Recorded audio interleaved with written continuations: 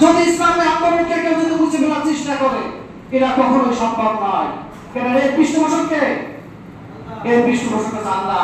আল্লাহ যে দলের পৃষ্ঠপোষক, আল্লাহ যে আন্দোলনের পৃষ্ঠপোষক, সেই আন্দোলনের পৃথিবীর কোন শক্তি নেই মুছে ফেলতে পারে, বন্ধ করে দিতে পারে।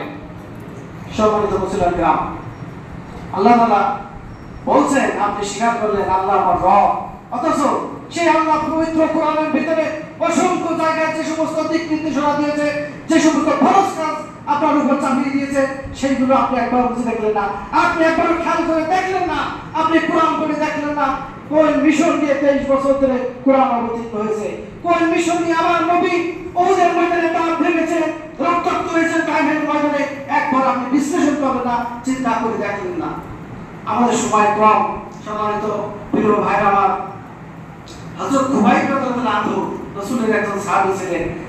তাকে ফাঁসি দেওয়ার জন্য যখন দড়ি দিয়ে আষ্টে পৃষ্ঠে বেঁধে ফেলেছে, তখন খুবাইব